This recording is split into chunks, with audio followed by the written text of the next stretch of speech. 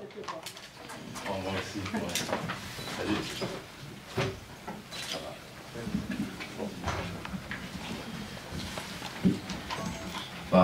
Bonsoir à tous. La première des choses, je voudrais remercier du fond du cœur Khadija Riadi parce qu'il était tout le temps là. Dès que mon épouse l'a contacté et tout, le premier jour, elle a sorti un article. Et à chaque audience, elle était là, elle était avec moi tout le temps. À chaque fois, je la trouvais à mes côtés, quoi. Et franchement, je la remercie du fond du cœur de son soutien. Et moi, ce qui s'est passé, c'est que j'avais dénoncé la corruption autour du palais royal, surtout le secrétaire particulier du roi, Mounir Majidi. Et tout ça parce que j'avais réclamé mes droits de sportif. Moi, je suis champion du monde de boxe thaï. J'ai représenté le Maroc, j'ai levé son drapeau fièrement et tout. Et comment ils m'ont remercié, c'était le 27 septembre 2010. J'arrive à l'aéroport de Rabat. Ils m'ont accueilli, ils m'ont enlevé. J'étais enlevé, séquestré, torturé. Ils m'ont bandé les yeux dans la voiture, c'était dans le tarmac. Ils m'ont emmené à Témara. J'ai subi 4 jours de torture. 4 jours, c'est-à-dire 96 heures, c'est vraiment sans arrêt, privation de sommeil, de nourriture, de l'eau. J'étais électrocuté, suspendu, tabassé, tout. Et après, ils m'ont fait un procès inéquitable, comme quoi j'ai escroqué deux pauvres types qui voulaient venir en France, soi-disant, qui ne se sont jamais présentés, je ne les ai jamais vus. Et voilà, ils m'ont jugé 3 ans de prison ferme. Et je suis resté, j'ai passé 18 mois de prison. Je suis resté 6 mois au début dans la prison de Salé Zaki. Et le reste c'était dans la prison de Roumanie, qui se trouve dans la campagne, à 100 km de Rabat. Et là c'était vraiment la pire prison au monde, je peux dire, parce qu'on était 50 personnes dans un 40 mètres carrés. Il n'y avait pas d'eau, il y avait 1 heure d'eau par jour. Il n'y a pas de douche, il n'y a rien du tout. Les gens, ils ont des tiques, des poux dans leur peau et tout. Et ils sont tous scarifiés. Tu passes ta journée à éviter les bagarres. Déjà, tu arrives, il y a des milliers de cafards et tout. Tout simplement, tu te transformes en un animal, tu deviens un animal là-bas et tout. Et c'est ça. Et après, j'étais gracié le jour de mon anniversaire, le 4 février 2012, par soi-disant le fameux roi, là. Le roi des droits de l'homme. Voilà. C'est ça le Maroc, c'est ça le Maroc de Mohamed VI, c'est ça la démocratie. Il n'y a que la torture, la répression. Si on réclame le droit et tout, on se retrouve, on se fait torturer et on se retrouve en prison. Voilà. Comment ? Oui, j'étais torturé au centre de Témarin. Et ça, comment je l'ai su ? Parce qu'il y avait des gardiens qui étaient en train de... Pas des gardiens, c'était des tortionnaires. Parce que les équipes, ils changent, je sais pas, tous les 6 heures ou tous les 8 heures. Parce qu'après, j'avais pas la notion d'heure. Et il y avait un qui arrivait soi-disant en retard. Et son ami, parce qu'ils se nomment tous entre eux le Hajj. Ils s'appellent Hajj. Entre eux, voilà. Ils sont tous des Hajj. Voilà. Voilà, c'est la Mecque là-bas, c'est la Mecque. Voilà, et après, il lui a dit, comme quoi, t'es arrivé en retard. Il lui a dit, bon, non, c'est pas de ma faute parce que la voiture, elle est tombée en panne. Heureusement, je suis arrivé à Aswaq Salam. Et les gens qui connaissent un peu Rabat, Témara, Aswaq Salam, c'est à Khaled, c'est à côté de Témara. Il lui a dit, il me fallait 20 minutes de marche pour arriver. Et aussi, il lui a dit qu'il y a un bus, après j'ai vérifié que c'était un bus qui passait par là-bas, c'était le 57. Il passe devant il passe devant la ceinture verte. Ils sont passés intelligents, finalement. Voilà, c'était ça, c'est ça le Maroc. Quand on dénonce la corruption, quand on parle il ne faut pas toucher l'entourage du roi, il ne faut pas toucher le roi. Et tout ça parce que voilà, j'ai dénoncé la corruption et j'avais fait une manifestation devant le château de Bey, là où il y avait le roi. Et c'est là où il y avait le secrétaire particulier Mounir Majidi, il m'a menacé, et le garde du corps Aziz Jaïdi aussi. Voilà, c'était ça. Bon. Personnellement, j'ai passé il y a quelques années une nuit en cellule à la CAF, comme on dit, hein, au commissariat, dans une ville, au Maroc. Et j'ai assisté bon, d'abord au mélange des mineurs avec des adultes, ce qui était un peu étrange. Et puis au passage à tabac bien régulier devant tous les prisonniers, un pauvre type qui est rentré là, bon, qui effectivement était dans un état un petit peu... je ne sais pas s'il était fou, s'il avait pris quelque chose, en tout cas il n'était pas très net. Mais le flic qui était de garde, donc un gros, un peu comme vous voyez dans le film Zorro, la sergent Garcia, qui était bien content de gérer un petit peu tout son petit monde, hein, même si je pense qu'il avait quand même un peu peur d'un certain nombre de gens qui étaient dans les cellules. Ouais. Mais par contre, quand il a eu ce type-là entre les mains, il l'a carrément accroché à un poteau, hein, il l'a accroché, il l'a menotté à un poteau. Et puis il s'en est donné à cœur jour. Bah, bah, bah. Et ça a duré, la plaisanterie, 1 heure ou 2. Voilà. Ça a été ma rencontre avec le Maroc que vous connaissez bien, que moi je ne connaissais pas à l'époque. Pour moi, c'était les cartes postales, c'était très joli, il y avait la plage, c'était sympa. Et là, j'ai découvert. Et ce que je veux dire, c'est que juste ça se passe, pas uniquement quand vous avez fait quelque chose de politique, que vous en êtes pris à l'entourage du roi ou à X ou Y, mais ça peut se passer juste parce que le flic qui est là, il a envie. S'il sait qu'il a en face de lui quelqu'un qui n'a aucune protection, alors évidemment c'est le fils d'eux. Là ça change tout. Mais si c'est n'importe qui, là il s'en donne un cœur. Voilà. Bref, Le Marek, je m'appelle Jean-Paul Le Marek. Je suis secrétaire du Comité pour le respect des libertés et des droits de l'homme au Sahara occidental. Alors ici, je voudrais remercier Radija et à travers elle la MDH pour ce qui est fait au Maroc vis-à-vis des prisonniers, parce que les prisonniers sahraouis, les prisonniers marocains, la MDH, je crois, va voir tout le monde, tous les prisonniers, procure aussi des avocats pour leur défense, et même prêtent leur local pour faire des conférences de presse, pour faire des réunions, ce qui n'est pas évident quand on connaît la situation du Maroc. Et je la remercie aussi, la MDH, qui participe aujourd'hui à ce qu'on essaye de mettre en place au niveau français, parce qu'elle a déjà eu raison d'insister sur la priorité à la libération des prisonniers politiques, et nous essayons de mettre en place une campagne, enfin elle existe déjà, parce qu'il y a des campagnes de parrainage, et on associe les prisonniers marocains et sahraouis. C'est-à-dire de mener une campagne, aussi bien pour tous les prisonniers qui sont au Maroc, dans les prisonniers du Maroc et du Sahara occidental, que ce soit à Salé, que ce soit à Laayoune, que ce soit ailleurs. Donc de ce point de vue-là, je crois qu'il y a un collectif qui se met en place, avec des associations sahraouis, des associations marocaines, la MDH, l'ASDOM, la TMF, et aussi des associations plus généralistes, comme le MRAP, comme la FASTI, comme Survie, comme le Mouvement de la Paix. Donc de ce point de vue-là, je crois que c'est important qu'on arrive tous ensemble à mener ces actions. Alors peut-être ce que disait Radija, on ne fait peut-être pas assez, mais bon, c'est un travail aussi qu'il faut faire ensemble. Par exemple, dans cette campagne qu'on veut mener, il y a l'ACAT, l'Action des chrétiens pour l'abolition de la torture. Donc c'est des associations généralistes qui ne sont pas non plus, disons, habituées à ce type d'action, mais qui les mènent et qui ont des atouts, qui ont aussi une expérience. Mais je voudrais pour finir parler un peu de la situation en France, parce que je suis français, je vis en France, et je trouve qu'aujourd'hui en France, que ce soit la politique du gouvernement ou des médias, quand on parle du Maroc, c'est un peu le blackout, c'est un peu l'omerta. On peut parler des droits de l'homme dans le monde entier. Vous avez ici des droits de l'hommistes professionnels qui vont parler des droits de l'homme à 3000, 10 000 km, mais à 2 heures de Paris, ils ne savent jamais en parler. Et ça, je crois qu'il faut le dénoncer et agir tous ensemble, là aussi pour que ça change. Bonsoir.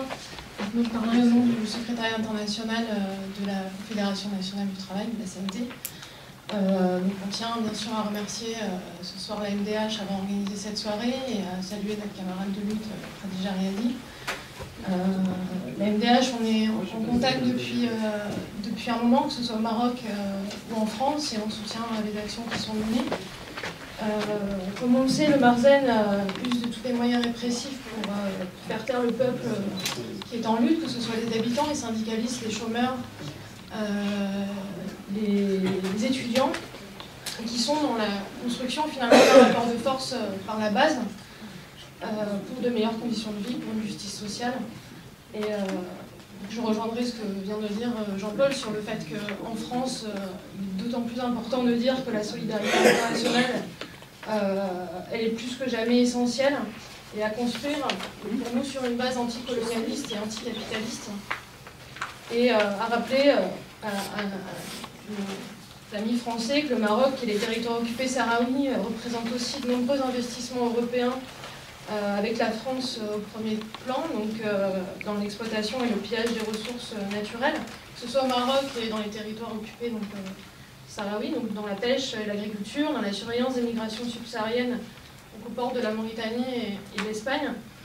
Donc c'est pour nous ici d'autant plus qu'il faut dénoncer et attaquer les alliés du royaume chérifien, le pouvoir français d'ailleurs en première ligne, et ce malgré les pressions, intimidations, sabotages, des réunions publiques par les sbires du pouvoir, comme on a pu le voir pour l'organisation de cette soirée là ce soir. Donc on restera bien sûr aux côtés de la FDH et des associations marocaines dans la lutte pour une justice sociale, pour les droits humains, etc. Et je rejoins Jean-Paul Le Marec sur le fait que nous aussi à la CNT on participe à l'organisation d'actions de solidarité aux prisonniers politiques. Et il y aura en avril, j'en profite maintenant de le dire vu qu'il y a du monde, il y aura en avril une semaine internationale de solidarité prisonniers politiques autour du 17 avril qui a été à l'origine un appel le 17 avril des prisonniers du FPLP, prisonniers palestiniens. Et donc durant cette semaine, on organisera avec la FDH, avec le CORELSO, avec l'association des familles des prisonniers disparus sahraouis, une soirée principalement sur les prisonniers dans les jeunes marocaines, qu'ils soient marocains ou sahraouis. J'en profitais pour passer aussi. Donc on restera toujours avec les interventions. Je voudrais, pour le témoignage de Zakaria, je voudrais juste dire que le centre de Temara, où il a été torturé, où plusieurs autres personnes ont été torturées, il y a un livre qui est sorti par le premier prisonnier qui était arrêté dans ce centre. Il a publié, il s'appelle Tazmara 234, ça veut dire Tazmamat et Temara, ça veut dire c'est la continuité de Tazmamat. Et 234, c'est le numéro de la cellule où il était. Donc il a bien décrit ce qu'il y a à l'intérieur, et même des croquis sur les lieux de torture, etc. Je rappelle aussi qu'après, en 2011, en mai 2011, le 15 mai, on avait fait, en tant que mouvement du 20 février, on avait voulu faire un pique-nique dans la forêt, à côté du centre, pour dire que nos forêts sont surtout, on veut qu'elles soient des lieux de pique-nique et non des lieux de torture. Et il y a eu une intervention très très sauvage et musclée des forces de l'ordre contre toutes les personnes qui étaient là. Et le jour même, il y a le CNDH, le Centre national des droits humains, et quelques parlementaires qu'on avait invités pour faire une visite du centre. Et ils ont fait des déclarations comme quoi ils ont visité ce lieu. Ce n'est qu'une administration des services de la DST marocaine et qu'il n'y a pas du tout de torture, que c'est des mensonges, donc tout est bien, tout est réglé. Je suis d'accord avec M. Selim parce qu'effectivement la torture ça ne concerne pas seulement les prisonniers politiques, juste parce qu'aujourd'hui on parle des prisonniers politiques, mais quand il y a torture, on torture tout le monde. J'en ai parlé tout à l'heure à mes amis de la FIDH. Il y a une dame qui a été violée il y a quelques jours au commissariat. Nous avons fait un sit-in parce qu'on sait qu'il y a des pressions pour qu'elle retire sa plainte, etc. Donc on a d'abord fait un sit-in, on a écrit au gouvernement pour qu'elle sache d'abord qu'elle est soutenue, pour aussi que la police sache qu'on ne va pas se taire et qu'on va continuer. Je rappelle qu'en 2006, il y a eu Hana Souli a été violée par 4 policiers. Et depuis le temps, elle dépose ses affaires, c'est passé, la section de l'MDH a bien suivi le dossier, elle a déposé plainte, il y a beaucoup d'audiences, etc. Mais jusqu'à maintenant, les policiers sont toujours libres et sont toujours en fonction.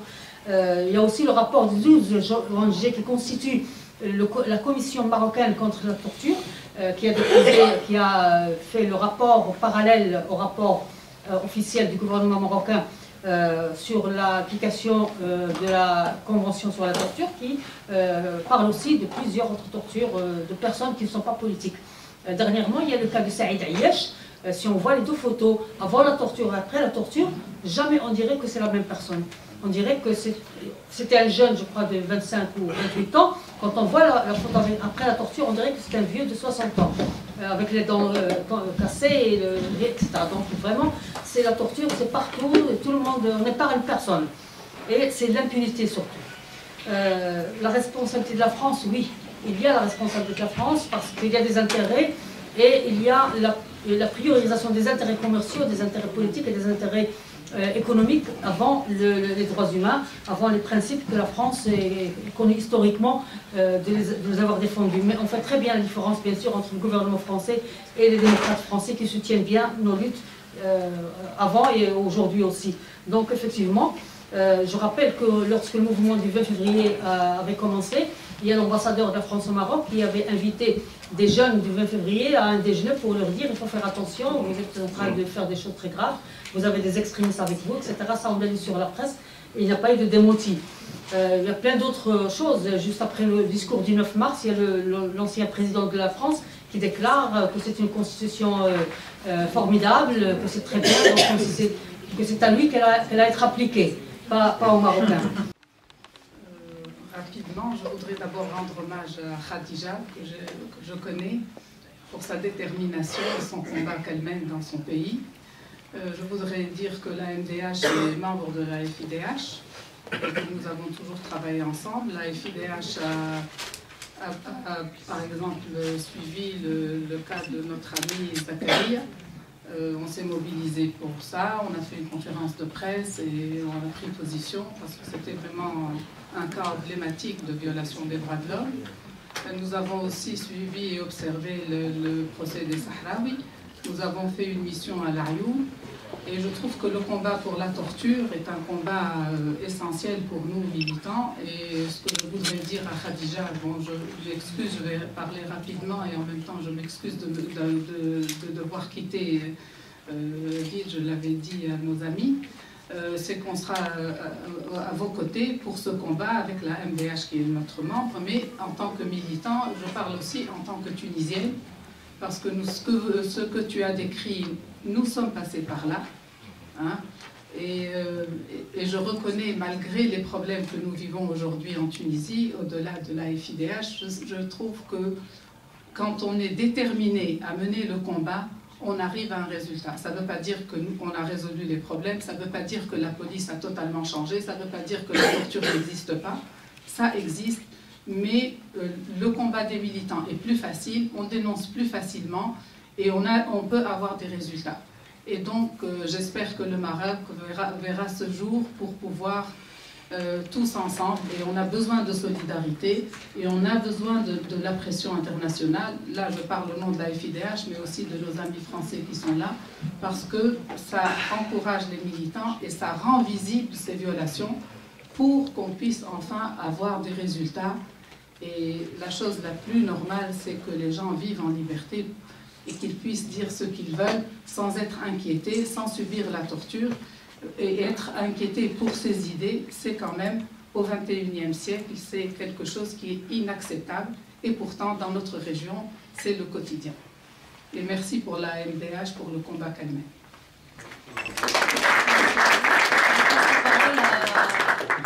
Pour le Parti communiste français, moi, je voulais d'abord, madame, vous féliciter pour votre prix. Vous et bien sûr, à travers vous, tous les militants de l'AMDH, puis les autres, au Maroc, évidemment, qui tentent de lever le voile sur la réalité marocaine et ce qu'est évidemment aujourd'hui les effets du régime marocain à travers la répression contre les forces démocratiques. C'est extrêmement important pour nous. C'est utile pour les Marocains eux-mêmes, évidemment.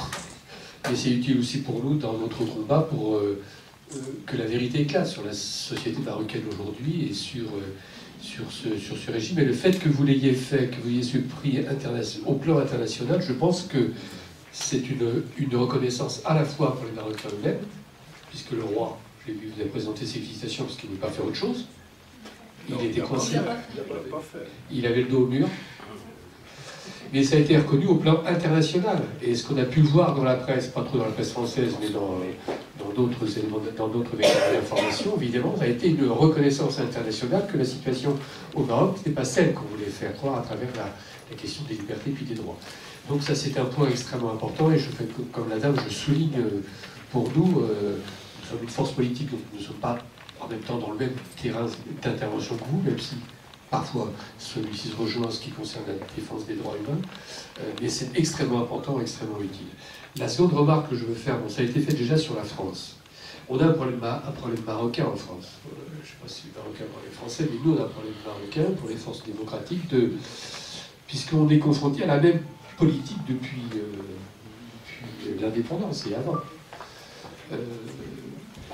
Les liens qui lient le Maroc, c'est des liens à la fois multiples, vous l'avez dit, de plan économique, financier, aussi stratégique, au plan militaire, sur toute la région. Et pour ça, il faut masquer ce qu'est la réalité de la société marocaine, et ils y arrivent assez bien aux yeux de beaucoup de Français. Et c'est d'autant plus insupportable que c'est complètement à contre-courant du mouvement qu'on a connu dans cette région ces 4 dernières années, même si le Maroc a sa place, avec le monde du février, a pris une part importante également à cet effort de démocratisation. Mais c'est aussi embêtant sur le plan de l'Union européenne. Parce que tous les accords d'association qui lient le Maroc à l'Union européenne et qui lient également d'autres pays voisins au Maroc, les chapitres qui concernent, c'est que les droits humains ne sont jamais respectés, alors que les autres chapitres qui concernent les relations commerciales et financières, eux, sont appliqués durement. Et ils veulent encore aller plus loin aujourd'hui dans ces nouveaux accords de libre-échange, à travers des nouveaux accords à l'écart complets et approfondis, qui sont pires que les précédents. Or, l'Union européenne, après les révolutions arabes, ils nous avaient dit quoi? Qu'il fallait quand même qu'ils fassent un peu leur autocritique, d'avoir pas ouvert les yeux sur la réalité des régimes tunisiens, égyptiens. Or, trois ans après, on remet les compteurs à zéro, on fait comme si rien ne s'était passé, et on repart de plus belle vers des accords d'ordre économique qui vont encore épuiser un peu plus les peuples et les pays. C'est une vraie question, et je crois que c'est une question qui dépasse les forces politiques, puisque les répercussions, évidemment, la non-application des accords d'association dans le domaine des droits humains, je crois, est si je peux dire, une base de lutte commune entre les associations de défense des droits humains et les partis politiques, parce que c'est en notre nom que l'on fait ça. C'est au nom de l'Union européenne et des États membres qu'on construit des accords purement libéraux d'abord, donc qui font mal au peuple, et en plus qui se mentent eux-mêmes sur la réalité de ce que devrait être le respect des droits humains. Voilà, je termine. Voilà, je voulais vous remercier encore. Nous, ça nous aide. On voudrait faire plus, et plus là-dessus. J'ai entendu ce que vous avez dit sur la campagne qui se monte. Il y a d'autres campagnes sur les prisonniers politiques aujourd'hui, où ça devient, je crois, une question qui va devenir centrale dans de nombreux pays. Je pense notamment aux Palestiniens. Évidemment, quand on fait le total dans cette région du monde de gens qui croupissent dans des prisons ou qui sont victimes de torture pour leurs idées, évidemment, on peut considérer qu'il y a du travail pour nous tous encore longtemps. Merci encore. Je voudrais d'abord demander une question à Khadija Riadi sur si vous pensez, quand on a vu ce qui s'était passé pendant le jour du 20 février, quand il y a une certaine ouverture démocratique, on a tendance, le Maroc toujours vire un peu vers l'instabilité. Il y a beaucoup de mouvements sociaux, il y a plein de gens qui disent beaucoup de choses, et quand on dit beaucoup de choses au Maroc, il y a plein de gens qui disent n'importe quoi. Si vous pensez d'abord, si un Maroc qui respecte pleinement les droits de l'homme serait un Maroc stable. Ça, c'est ma première question. Et si vous pensez aussi, il y a aussi toujours l'argument du régime qui dit que voilà, on peut pas avoir une démocratie pleine parce que les Marocains ne sont pas faits pour la démocratie. Et ça, moi je crois que c'est aussi un peu une réalité parce que voilà, après le mouvement du 20 février, ce mouvement ne s'est pas structuré, ils ne savent pas s'organiser, c'est la réalité, ils ne savent pas s'organiser. Et il n'y a pas, si tu veux, un mouvement professionnel, ça reste toujours un mouvement de rue et non pas, c'est pas un mouvement structuré. Et voilà, c'est tout, c'était ça mes deux questions. La fête de l'Aïd qui était dans le Parlement tunisien. Vous voyez les photos, ça c'est la croix, et ça c'est le... Non, ça c'est la croix et ça c'est le monde. Et il y a même une dame avec son bébé. Vous voyez? Alors je ne sais pas quand on aura la même chose au Maroc, je ne sais pas. Je vous pose la question.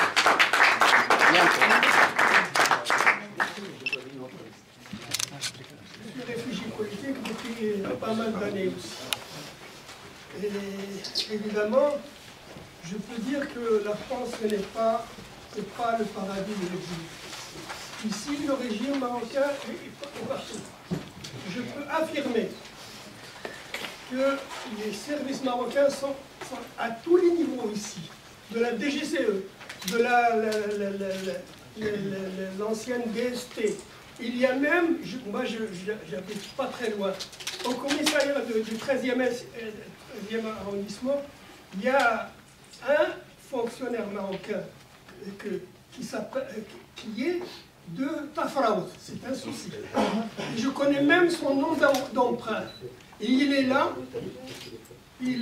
depuis absolument 35 ans. Et moi-même, je subis un blocus depuis 35 ans maintenant. Un blocus systématique sur le téléphone. J'ai une balise radio. Ici, nous sommes au 30 rue Cabanis. Non, au 3 rue Cabanis, il y a le poste de police. Un poste de police. C'est là où viennent les collègues du régime marocain jouer aux cartes avec leurs collègues français. Ça, je peux vous affirmer que tous ces renseignements, je les ai eus du Maroc. Hein. Et donc, en fin de compte, le régime est absolument associé à tous les niveaux ici. À tous les niveaux ici. Alors, ce qu'on a eu, les péripéties de la salle ici, ce n'est donc pas étonnant. Ce n'est donc pas étonnant.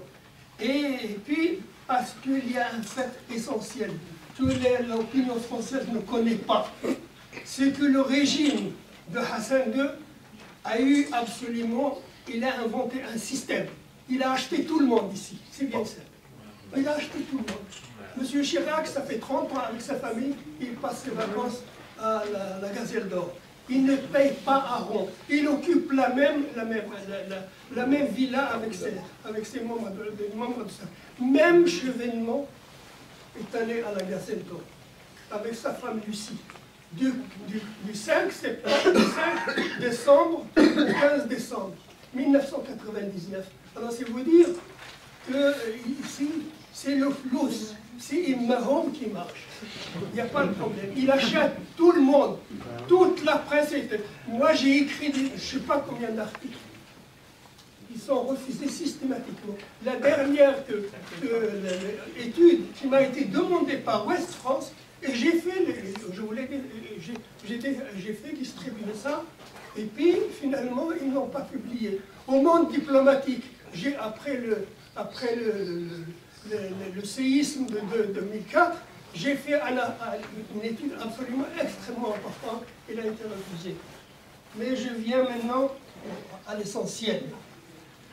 Ce que Khadija a raconté, ça c'est la routine de la violence. C'est déjà dans les années 60, on disait exactement la même chose. Donc, si vous reprenez les procès-verbaux, vous allez retrouver exactement les mêmes tableaux. Il y a une chose extrêmement importante que les gens ne connaissent pas ici, surtout l'opinion française, c'est que le régime qu'on a sur le dos, il est là depuis 380 ans. 380 ans. C'est ce que M. Chirac, M. Giscard d'Estaing, M. Hollande appellent la stabilité. Il y a un océan d'eau qui est passé sous les ponts de la Seine.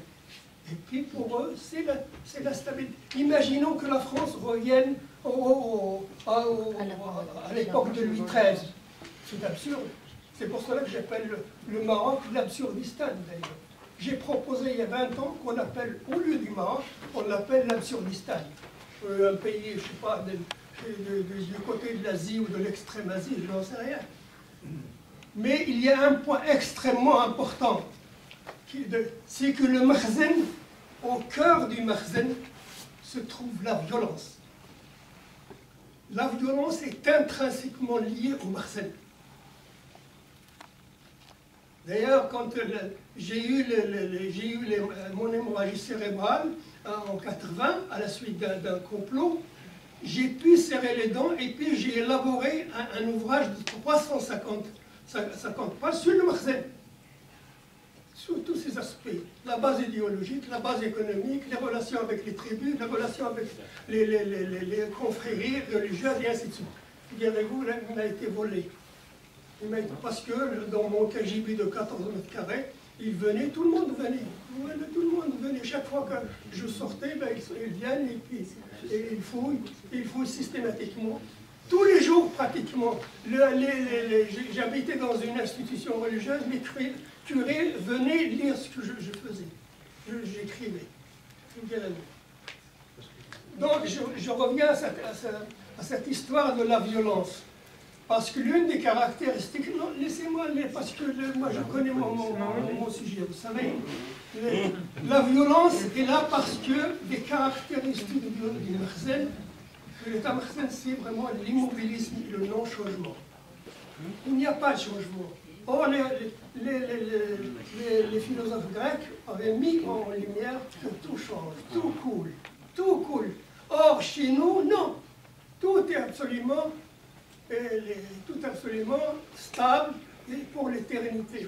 Et en plus, on nous dit que le peuple n'a pas de voix. Il est atone.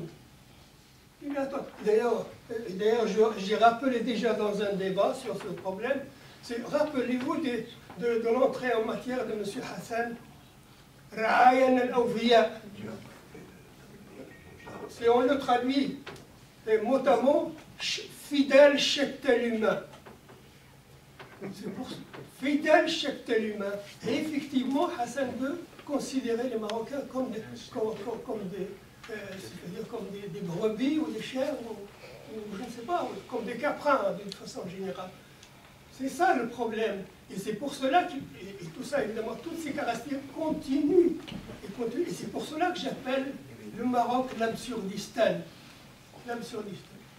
Et cette violence, on a pris Shimola Ismail, quand chaque matin il faisait sauter la tête de la club. Rappelez-vous de janvier 84, quand M. Hassan est monté à la télévision et il a traité les rifins d'Aoubache. D'Aoubache, il menaçait de Travadarouhom. C'est ça, en fin de compte. C'était la violence. Et qu'est-ce qu'il a fait, M. Hassan, lors du génocide des rifins? 20 000 rifins ont été assassinés. Et je peux en parler parce que mon frère était sous-officier là-bas. Il m'a raconté ce que M. Hassan a fait. Donc, je disais que j'étais très contente de pouvoir enfin féliciter Khadija. En mon nom personnel, on se connaît depuis longtemps, mais aussi au nom des militants de la FASPA. Et que ce prix, bah, effectivement, je pense qu'il a été pour tous les militants des droits de l'homme au Maroc, les militants de la MDH qui sont courageux. Je pense aussi aux avocats. Je pense à Maître Messaoudi, qui est passé en jugement vendredi, et j'ai pas de nouvelles, je voudrais bien qu'elle nous donne des nouvelles, si elle en a. Elle n'en a pas non plus. Qu'un avocat soit poursuivi par la justice pour outrage à magistrat. J'étais dans la salle le jour du procès de Casablanca. C'était pas un procès, c'était une foire. C'était une foire. On était un certain nombre d'observateurs étrangers à être venus. On avait rempli la salle de pauvres gens. Vraiment, c'était des pauvres gens qu'on avait amenés dans la salle, plus tous les policiers, tous les militaires, et un homme en tenue militaire. Des dizaines d'avocats, ce qu'ils appellent les avocats au téléphone. Vous savez, ceux qui n'ont pas de cabinet, mais qui travaillent au téléphone, qui hurlaient, qui insultaient les avocats qui défendaient les 7 militants sahraouis. Ils les insultaient, ils ont agressé un des jeunes, ils ont déchiré sa chemise, même un observateur espagnol. Et les avocats n'avaient pas de place, les avocats des prévenus n'avaient pas de place pour s'asseoir, parce qu'il y avait tellement de la foire devant. Et donc, Maître Messaoudi était debout, à côté du procureur du roi, Et il lui a dit qu'il faisait une insulte à un magistrat parce qu'il n'était pas assis à sa place. Et voilà pourquoi il passe en procès. Voilà, parce qu'il n'était pas assis, il n'y avait pas de place. Donc, je pense que les procès au Maroc, les procès devant la justice du Maroc, il faut les dénoncer. Il faut les dénoncer parce que les seules preuves qui sont pour les gens, quand ils ont un procès politique, ce sont les PV de la police. Des PV qui sont signés sous la torture. Parfois, on leur donne une feuille à signer, comme tout à l'heure elle a dit Khadija. Et donc, les avocats, ils sont très courageux aussi, parce qu'il faut voir comment ils peuvent se faire insulter. Je pense qu'il faut que cette bataille pour le droit de l'homme, pour la justice, pour la vérité, elle est amenée aussi beaucoup, naturellement, ça a déjà été dit en France. En France, parce que, y compris au plus haut niveau de l'État, on nie ce qui se passe au Maroc. Moi, j'ai été outré d'entendre le président de la République française dire qu'il n'y a pas eu de printemps arabe au Maroc. 11 jeunes qui sont morts, dont une jeune fille, ça n'existe pas. Mais ils vivent où, ces gens-là? Ils écoutent quoi? Qu'est-ce qu'on leur amène? Et on a beau aller au ministère des Affaires étrangères, donner tout un tas de rapports, on dirait que ça passe au-dessus. Ça, c'est absolument incroyable. Alors les journaux, naturellement, ils embrayent derrière. Moi, j'ai pas entendu grand-chose sur le prix de Khadija dans la presse. Moi, je l'ai pas vu passer à la télévision. Je sais pas, ça a été interviewé à la télévision. Bon, bah, voilà. Ça serait dans d'autres pays. Voilà. Donc, je pense que c'est important. Et le 20 février de cette année, ça tombe bien, c'est le 20 février, dans le cadre de la semaine anticoloniale, moi je vous invite à venir, il y aura un débat à la salle du 2e arrondissement de Paris, à la salle des mariages de la mairie, sur les procès inéquitables au Maroc. Organisé, c'est pas la FASPA qui l'organise, moi j'y serai, mais je le précise parce que il faut aussi pouvoir témoigner de tout ça. Et ce que je voulais dire, c'est que c'est peut-être pas étonnant qu'il y ait autant de collusion. Naturellement, il y a tous les intérêts, comme plusieurs personnes l'ont dit, les intérêts, entre guillemets, intérêts français, c'est pas les intérêts du peuple français, hein, c'est les intérêts de certains. Mais il y a aussi qu'on ait un État et qu'on a des dirigeants jusqu'à présent qui sont des gens colonialistes. Je m'excuse, mais la France n'a toujours pas reconnu les tortures de l'État français pendant la guerre d'Algérie. Et ça, je pense que c'est pas faire demander la repentance, c'est simplement dire notre pays à l'époque, les dirigeants d'aujourd'hui, ils n'ont pas de sang sur les mains, mais ils se grandiraient à dire que la France a torturé, que c'était dans les institutions, que ce n'était pas des bavures, toutes les tortures qui ont été faites pendant la guerre d'Algérie. On aurait pu profiter, alors je ne parle même pas effectivement l'enlèvement de Mehdi Ben Barka qui a été fait en France. C'est pas seulement les autorités marocaines qui sont venues le chercher, hein. Il y avait de la collusion là-dessous. Bon ben ça, c'est fermé, hein. C'est blackout. C'est blackout sur également tout ce qui a été l'enlèvement, la torture et l'assassinat de Maurice Audin. Je pense que, y compris à l'occasion de la mort de ce grand militant anticolonialiste qui était Henri Alleg, François Hollande aurait très bien pu aussi dire que profiter de ce moment-là, de cet homme qui a écrit ce livre, La Question, pour dire qu'effectivement, c'était le moment peut-être de dire ça. Et tant que la France n'aura pas reconnu ses propres crimes d'État, comment voulez-vous qu'il reconnaisse que son ami, le roi du Maroc, fait la même chose chez lui?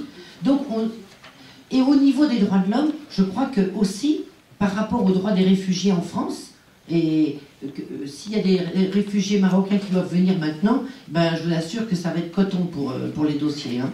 Je le vois, moi, par rapport aux Sahraouis qui veulent venir et qui sont en danger. Et bien maintenant, on refuse le droit d'asile très, très régulièrement.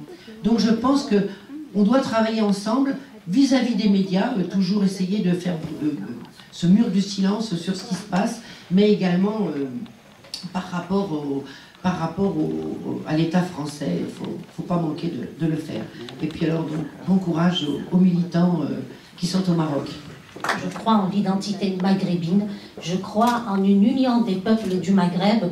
Il est plus qu'important qu'une femme de notre terre se retrouve avec un prix et reconnu internationalement. Ça fait avancer la cause des femmes dans nos pays, dans nos contrées. Mais aussi, moi, je voulais proposer quelque chose de plus grand. Il est plus qu'important qu'on s'organise tous comme on est. Dommage que la camarade tunisienne est partie, parce que si la révolution était que la constitution, je voudrais bien voir Jaber El-Mejri justement en liberté pour son droit, la liberté de conscience et d'expression, même en Tunisie, qu'on croit qu'ils sont arrivés, ben pas encore. Il est plus qu'important de penser à une organisation qui nous mettra tous ensemble sur les libertés, toutes les libertés, qu'elles soient individuelles ou qu'elles soient syndicales, toutes les libertés, sans exception, nous tous qui sommes sur cette terre de l'Afrique du Nord. Juste une manière de reprendre et de faire un clin d'œil à Abdelkrim El-Khattabi. Il arrivait d'un Maghreb, si je préfère le mot, Afrique du Nord libre, et ben nous pouvons le faire si on y croit. Donc je suis désolée, j'avais beaucoup de choses à poser comme question, mais je garde du Maroc une seule chose. Il y a 4 ans, j'ai eu un mail sur ma liste. Il était question d'un centre de torture juste en bas de Jamal Fna, pas loin de Jamal Fna. Donc à tous ceux, les touristes qui adorent aller écouter les Qaqabou à Jamal Fna, c'est pas pour vous amuser, c'est juste pour cacher les cris des torturés. Donc, il est certes, comme il vient juste de dire à notre camarade, qu'on s'organise. Je vais être bref. Tout d'abord, mes félicitations à Madame Riadi et à l'AMDH et tous les combattants qui se battent pour la liberté et la démocratie et contre la dictature en Afrique du Nord et partout dans le monde. J'aimerais bien interpeller Madame Riadi et tous les responsables de l'AMDH sur un cas concernant une militante et une camarade qui se trouve aux États-Unis aujourd'hui, en Amérique.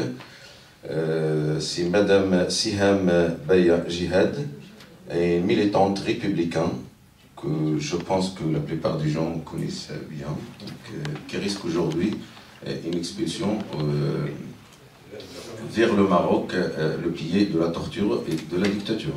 Une militante républicaine, très engagée depuis plusieurs années, avant même le 20 février, avant même le mouvement occupé Wall Street. Donc, et vous savez tous ce qu'elle risque cette dame aujourd'hui, avec son petit-fils, son fils de 4 ans et demi. Donc, vous le savez tous, et jusqu'à maintenant on a tout essayé pour attirer l'attention des autorités américaines et de toutes les ONG concernées dans ce domaine, et jusqu'à aujourd'hui, le silence radio. On a même essayé d'organiser un rassemblement donc devant l'ambassade des États-Unis. Malheureusement, à Paris, effectivement, bien sûr, malheureusement, pour confirmer ce qu'il vient juste de dire M. Barodi et M. Jean-Paul, si je ne me trompe pas. Donc les autorités françaises, malheureusement, nous ont signalé que c'était interdit, on ne peut pas vous autoriser devant les Nations Unies, devant l'ambassade des États-Unis, pardon. C'est un site sensible, et tout ça, etc. Voilà, je passe parce que je vais essayer d'être bref. Donc ils nous ont proposé un lieu loin, vraiment, presque, si je n'exagère pas, presque loin même de Paris. Donc, on a essayé, on leur a dit, écoutez, vous nous refusez, on est prêt à aller en justice. Parce qu'il n'y a pas d'exception. J'ai manifesté devant l'ambassade du monarque du Maroc, j'ai manifesté devant la dictature algérienne, etc., tel. Aujourd'hui, il n'y a pas d'exception pour moi.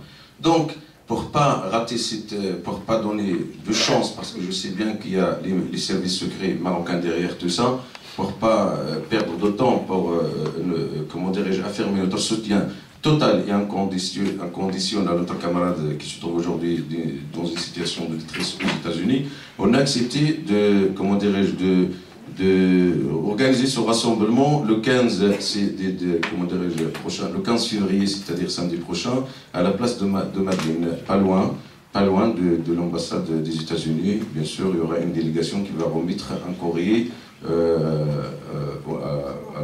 comment dirais-je, destiné à monsieur l'ambassadeur des États-Unis à Paris, en France.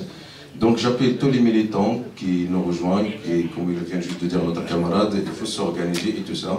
Et j'interpelle à cette occasion Madame Riyadi et tous les responsables de l'AMDH et toutes les ONG, et je les appelle sincèrement, c'est une femme qui risque quand même, au minimum, si elle risque pas sa vie, elle risque la torture et de se faire maltraiter.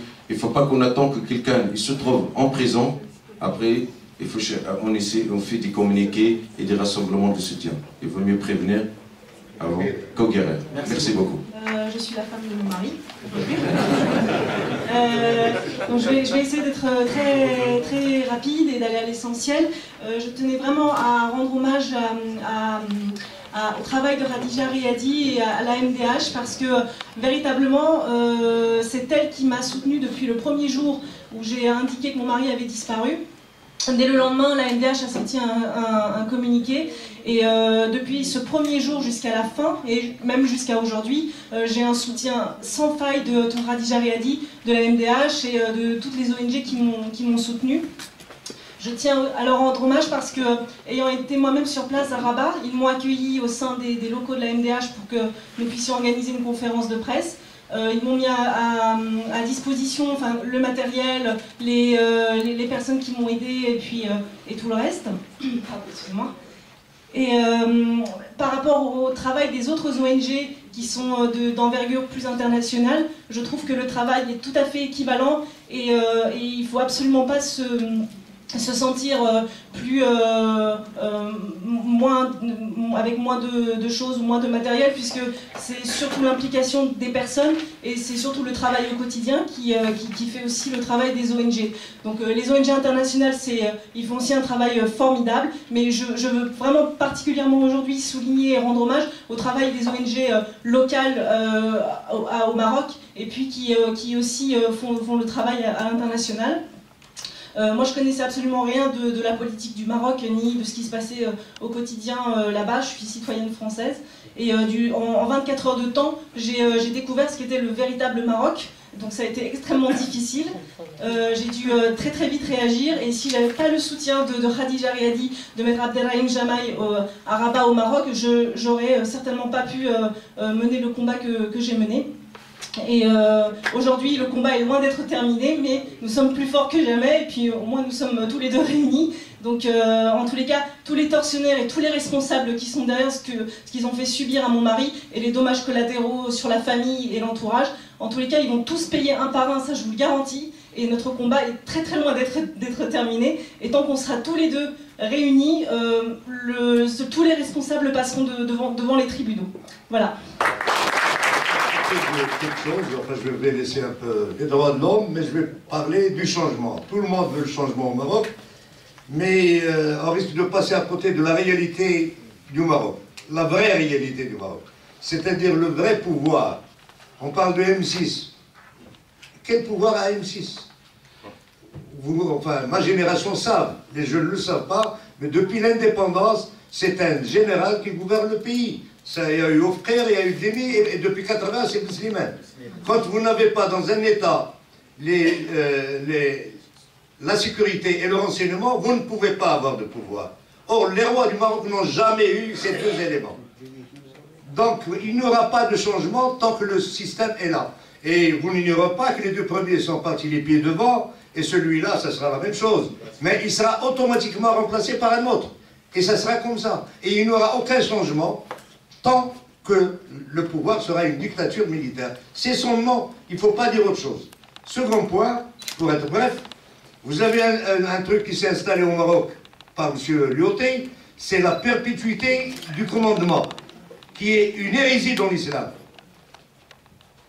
La notion de prince héritier, c'est une hérésie dans l'islam. C'est un interdit.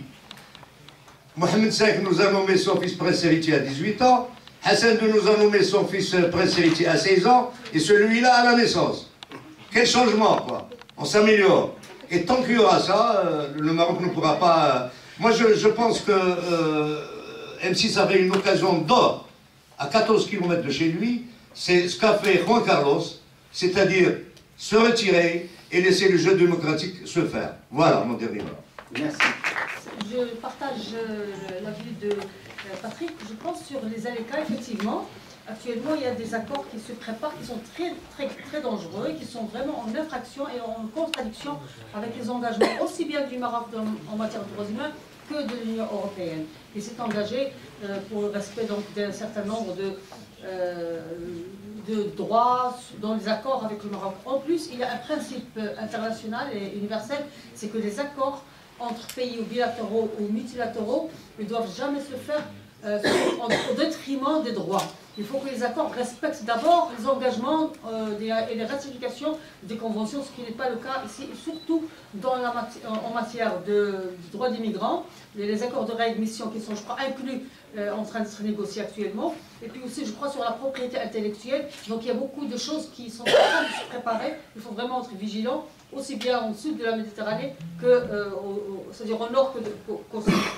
Je voudrais aussi parler sur la question de stabilité du mouvement du 20 février. Je crois que ces arguments de stabilité et de la maturité du peuple marocain, c'est dépassé. C'est des arguments, c'est dépassé parce que c'est des prétextes pour maintenir les violences, les violences en droits humains, pour maintenir la mauvaise gouvernance, pour maintenir vraiment ce qui se passe. Est-ce que vous considérez qu'un pays où il y a un nombre énorme de pauvres, de la torture, on en a parlé, tout le monde en a parlé, la corruption qui augmente, qui atteint 91, le rang 91, le Maroc est classé 91e, les problèmes de violence à l'égard des femmes, des enfants, la pédophilie, les réseaux de vente de femmes et d'enfants, le pillage des biens publics, est-ce que vous considérez ça une stabilité? Ah non, je pense pas. C'est la stabilité de ceux qui profitent de ça. Oui, ils sont bien stables, ils vivent très bien. Mais ce n'est pas une stabilité. Mais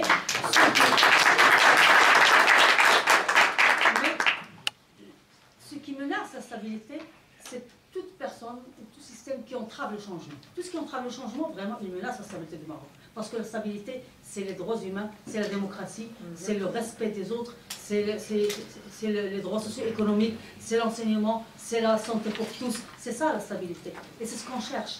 Les défenseurs des droits humains, ils cherchent ça.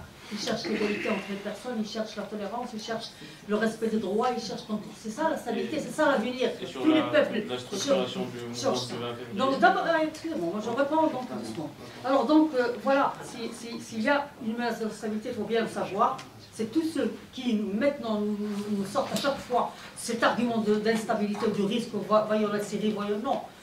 Nous, en tant que défenseurs des droits humains, on ne cherche pas à vivre ce que vit la Syrie. D'ailleurs, si on veut discuter le problème de la Syrie, c'est autre chose. On peut en faire une autre occasion et on discute quelles sont les vraies raisons et qui a intérêt à ce que ce qui se passe en Syrie continue. C'est pour justement nous dire à chaque fois, voilà, vous avez le choix, soit la dictature au Maroc, soit vous allez être comme la Syrie. Et bien ça, c'est pas vrai. Il y a d'autres voies, et c'est dans cette voie-là qu'on va, et c'est là où on va arriver. C'est la vraie stabilité, c'est les droits, et c'est la vraie paix. Donc pour le mouvement du 20 février, d'abord c'est un mouvement qui n'a jamais été un parti politique ou une organisation. C'est un mouvement qui est un mouvement de la rue, de la protestation. Les portes sont ouvertes aux réunions du mouvement du février. Toute personne qui veut venir est la bienvenue. Donc il n'est ni organisation, il n'a pas de structure, il ne veut pas se structurer, c'est un choix que le mouvement a choisi de ne pas se structurer de leur sorte. En plus, les personnes maintenant parlent de constitution de 2011 comme étant une constitution extraordinaire, que c'est un saut vers la démocratie, je ne sais pas quoi, et puis ce mouvement de février, il ne vaut rien. Et bien c'est ce mouvement qui a porté cette constitution, malgré le fait qu'elle est non démocratique, qu'elle n'est pas suffisante, qu'elle ne prévoit pas les vraies bases et les vraies normes d'un état de droit, mais ceux qui considèrent cette constitution comme étant la solution de tous les problèmes, et bien c'est grâce au mouvement du 20 février qu'elle est là. Donc ce mouvement continue, il est réprimé, il est dans les prisons, il est tabassé à chaque fois, ils n'ont pas le droit de la parole, ils n'ont pas le droit de parler à la télévision, alors qu'il y a un dénigrement contre c'est des campagnes de dénigrement contre les militants du mouvement du 20 février. Il n'y a aucune chance pour eux de s'exprimer et de convaincre les gens. Donc en plus de tout ça, ils sont toujours là. Il y a toujours un militantisme, ce mouvement, malgré le fait qu'il soit affaibli. Il est encore là, il prépare son 3e anniversaire. Et les raisons pour lesquelles il est sorti dans la rue sont toujours là. C'est la pauvreté, c'est la détention politique, c'est la torture, c'est l'absence de démocratie. Donc toutes les raisons pour lesquelles il est sorti, le changement qu'il voulait n'a pas encore été réalisé, donc il continuera à sortir et à protester. Alors pour le Siham Baya Jihad, à l'MDH, on n'a jamais parlé de ce dossier. Je vous le dis, je ne vous le cache pas. Donc, mais maintenant, si on peut se voir après la réunion, on en parlera. Et en tout cas, même une personne criminelle, si elle risque la torture dans son pays d'origine, elle ne doit pas être extradée à son pays. Donc, indépendamment des raisons pour lesquelles elle doit être extradée. Bien que des pays bien connus par la démocratie ne respectent pas ça. Je rappelle Ali Arras, il a été extradé par l'Espagne alors qu'il y a une décision de l'ONU de ne pas l'extrader et qui n'a pas été respectée. Donc, il y a des choses qui ne se respectent pas toujours. Alors, pour Tallinn, oui, la question de l'impunité, c'est primordial. À la MDH, comme à plusieurs ONG, on milite contre l'impunité. Parce que c'est cette impunité qui est toujours encouragée les tortionnaires à continuer dans leurs crimes. Et c'est une lutte qui doit être menée aussi bien par les victimes de cette torture, de ces dépassements, mais aussi par les ONG de droits humains. Donc notre combat n'est pas terminé, on est toujours ensemble, que ce soit avec les ONG en France qu'avec MDH et d'autres ONG au Maroc. C'est sûr que c'est un combat et vous n'êtes pas les seuls concernés. Il y a beaucoup de victimes de torture, j'en ai parlé, il y en a d'autres qui continuent encore le combat pour mettre fin à l'impunité. Alors pour ceux qui gouvernent le Maroc, on sait très bien qu'on n'est pas en démocratie, on sait très bien qu'il y a un principe très important, c'est-à-dire le premier article du pacte international sur le droit civil et politique, et le pacte sur les droits économiques, sociaux et culturels, le premier article qui dit bien le taux des peuples à l'autodétermination. Eh bien, on considère que le Maroc ne bénéficie pas encore de ce droit, puisqu'il ne choisit pas ses gouvernants, il n'a pas le droit de les critiquer, de les changer quand ils n'en veulent plus. Donc c'est pour ça qu'on considère que la situation politique du Maroc est une situation qui est vraiment tout à fait à côté des principes de démocratie, des principes de la bonne gouvernance. Je rappelle par exemple lorsque il y a eu les manifestations contre la grâce royale aux pédophiles espagnols, avec toute l'intervention sauvage qui a eu lieu contre les manifestants, le chef du gouvernement et le ministre de l'Intérieur ils disent non, on n'a pas donné d'ordre pour l'intervention. Ils n'étaient même pas au courant. Donc on ne sait pas qui c'est qui gouverne vraiment, qui détient la décision pour faire intervenir les forces de l'ordre. Ce n'est pas la première fois. Comme j'ai dit hier dans mon intervention à Montpellier, il y a le chef du gouvernement qui est parti à Tanger pour donner une allocution dans un meeting organisé par sa jeunesse. Quand il est sur place, il a trouvé que c'était interdit. Il a été interdit par les autorités sans que le chef du gouvernement ne sache même pas qu'il est interdit. Donc pour vous dire le type de système politique, donc on sait très bien que le centre de la gouvernance, le centre de la décision politique et de pouvoir, il n'est pas du tout dans les instances qui sont soi-disant élues. Donc on est vraiment à côté, très loin du respect de ce principe du droit du peuple marocain à l'autodétermination, je ne sais pas comment je crois que c'est ça l'autodétermination. Donc voilà, c'est une lutte qui continue en tout cas, c'est une des luttes, c'est une des raisons pour lesquelles on dit que la Constitution actuelle ne répond pas non plus à cette obligation, puisque la Constitution actuelle ne prévoit pas qu'il y ait une vraie séparation du pouvoir, qu'il y ait le principe de reddition des comptes, bien que c'est inscrit, mais la structure et les relations entre les institutions constitutionnelles ne permet pas le respect de ce principe. Donc c'est une des raisons pour lesquelles on a dit en tant qu'MDH que cette constitution ne répond pas aux besoins, aux exigences d'un État démocratique. Voilà, donc je crois que... Merci beaucoup, Khadija.